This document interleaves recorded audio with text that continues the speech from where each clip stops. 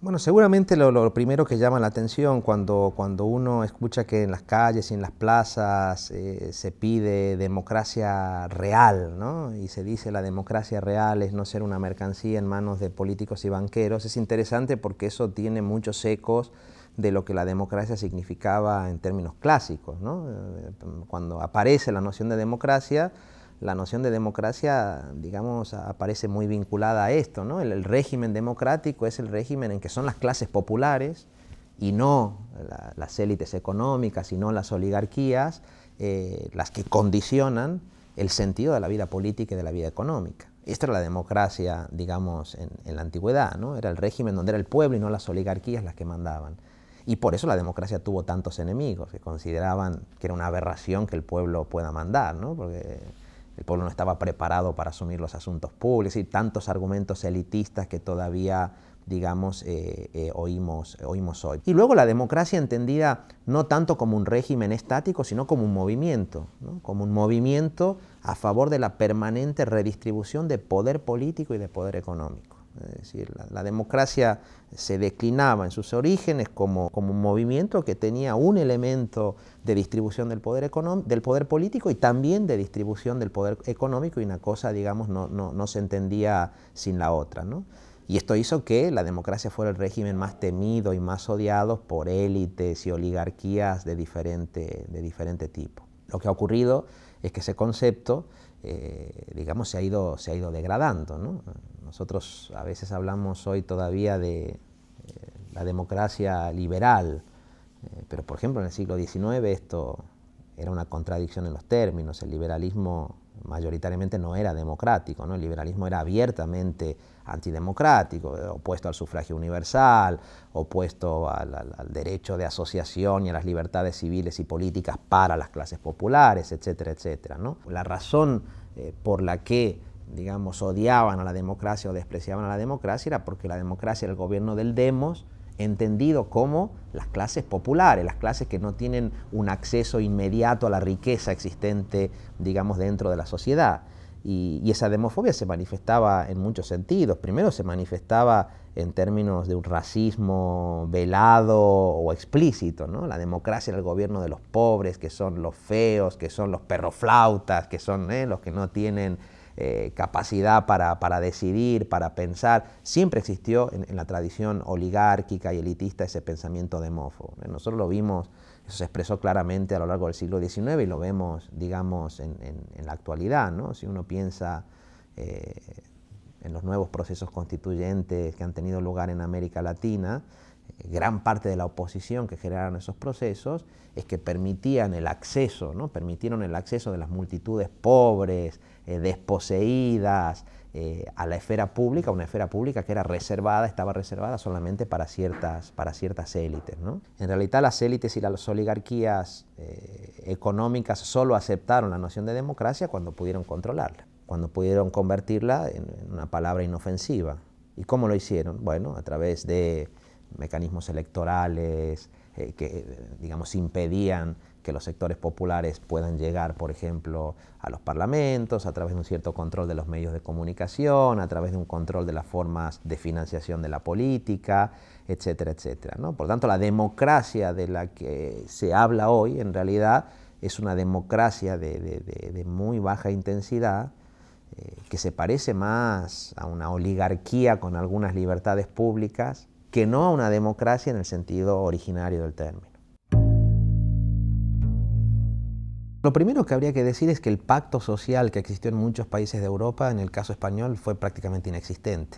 Es decir, la transición española se produce en un momento en que el llamado pacto social de posguerra ya está, digamos, está comenzando a entrar en su fase de crisis, ¿no? Es decir, que el llamado estado de bienestar en el caso español siempre fue un estado de bienestar y digamos, muy insuficiente y muy defectuoso, ¿no? De entrada hay 3 temas en la Constitución española que son temas específicamente blindados. El tema de la intangibilidad de la monarquía es una institución blindada por el artículo 168 de la Constitución. Las relaciones privilegiadas que el Estado tiene con la Iglesia Católica, por ejemplo, ¿no? Hay una renuncia abierta al laicismo, se acepta el aconfesionalismo, pero no el laicismo, y luego la preponderancia de eso que podríamos llamar el partido militar dentro de la Constitución, ¿no? El artículo 8 de la Constitución española no tiene prácticamente comparación, ¿no? La posición del ejército como guardián de la integridad territorial y del orden constitucional. Eso ya condicionó mucho, digamos, otro elemento, ese artículo traumático de la Constitución donde se habla de la indisoluble unidad de la nación española, patria común e indivisible de todos los españoles, ¿no? Un artículo que fue impuesto por la jerarquía militar a los supuestos padres constituyentes, ¿no? Eso quiere decir que la Constitución española es hija de un proceso constituyente tutelado, ¿eh?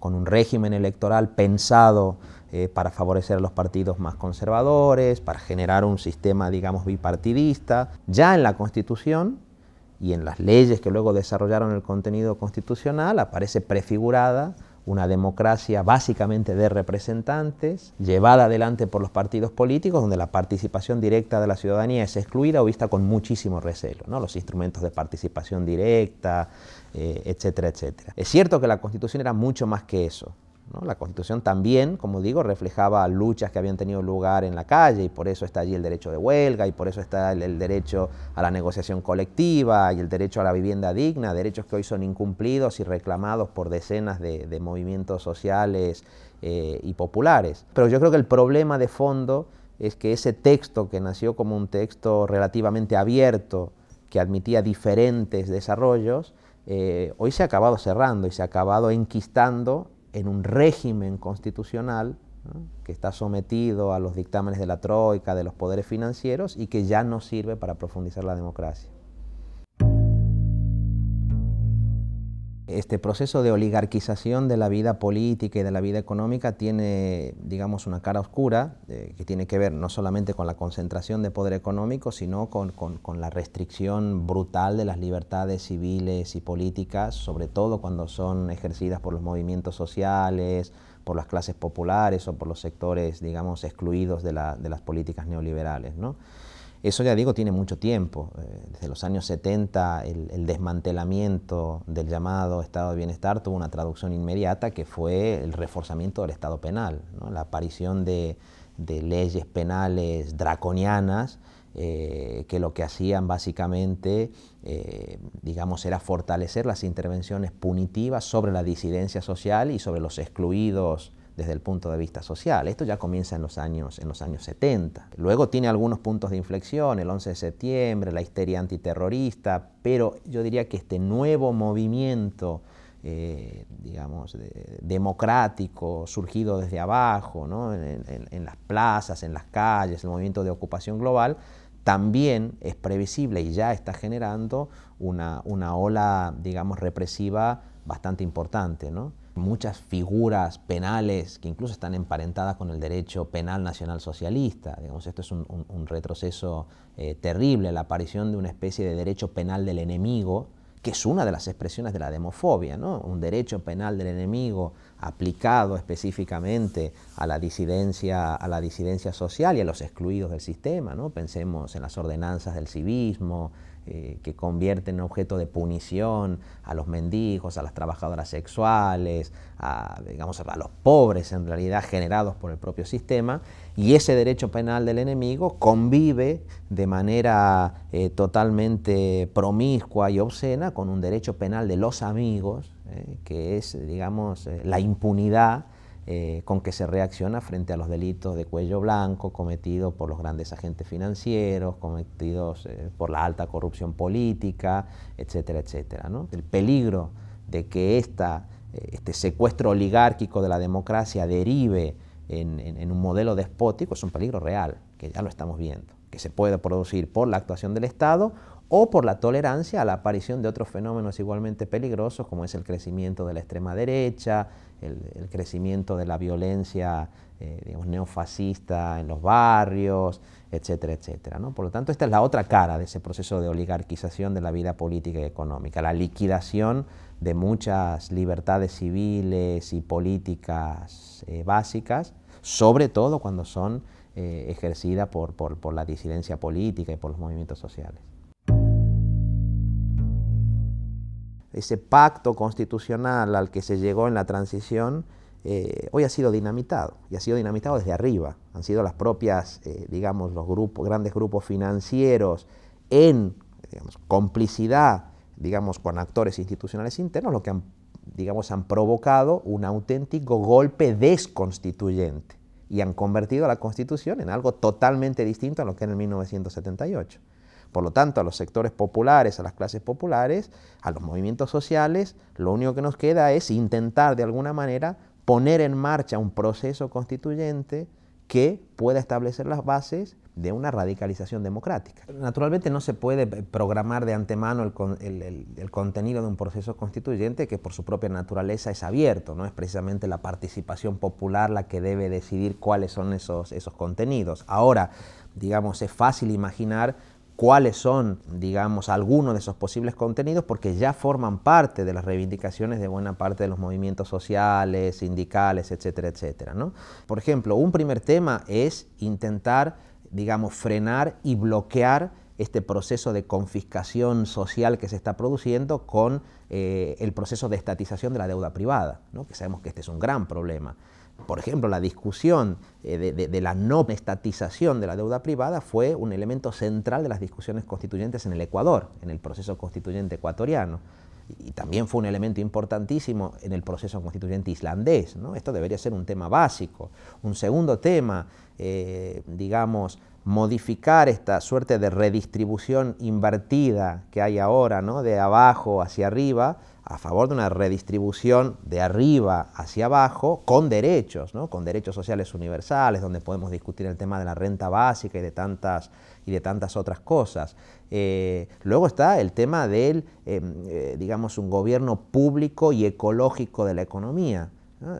Revertir los procesos de privatización brutal de bienes públicos y de bienes comunes que han tenido lugar en estos años y buscarles una tutela adecuada, ¿no? En términos ecológica y energéticamente sostenibles, y eso nos obliga a discutir nuevas formas seguramente de gestión de la propiedad, formas de propiedad cooperativa, formas de propiedad común, de propiedad digamos, social. Está claro que la propiedad privada capitalista ha conducido, digamos, al desastre en el que estamos ahora, y un proceso constituyente democrático seguramente tendría que plantearse estas cuestiones, ¿no? Y por último, naturalmente, la cuestión de la radicalización de la democracia, es decir, salir del paradigma de esta democracia de baja intensidad que tenemos a una democracia capaz de proyectarse en múltiples ámbitos, ¿no? En las instituciones, pero también fuera de las instituciones, en los barrios, en las empresas, y extenderse a todos los miembros de la comunidad política, ¿no? Hoy tenemos una democracia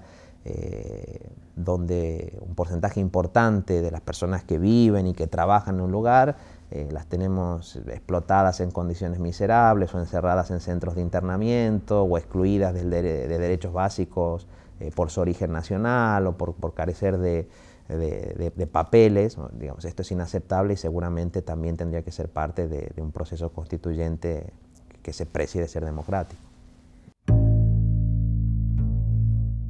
Buena parte del bloqueo democrático que existe hoy dentro de los estados tiene su origen en algo que pasa más allá de los estados, ¿no? En la existencia de una especie de soberano supraestatal, que son estos los grandes poderes financieros, la banca internacional, el Fondo Monetario Internacional, la Organización Mundial del Comercio, que ya digo condicionan notablemente los procesos políticos internos.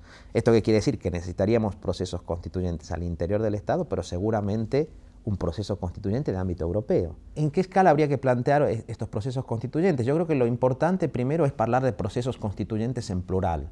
De entrada por las singularidades del propio Estado español. Uno de los grandes problemas de la Constitución del 78 en el momento de su elaboración es, digamos, las dificultades que tuvo para asumir la realidad plurinacional del Estado español, ¿no? Y estamos viendo las consecuencias de eso, la negativa a incorporar el derecho de autodeterminación de los pueblos, que en el momento constituyente era un derecho que hasta hace pocos años habían defendido el Partido Socialista y el propio Partido Comunista. Eso se excluyó de la Constitución, y en cambio se blindó de una manera el principio de la indisoluble unidad de la nación española, que impidió, digamos, desarrollos democráticos que tuvieran en cuenta la diversidad nacional.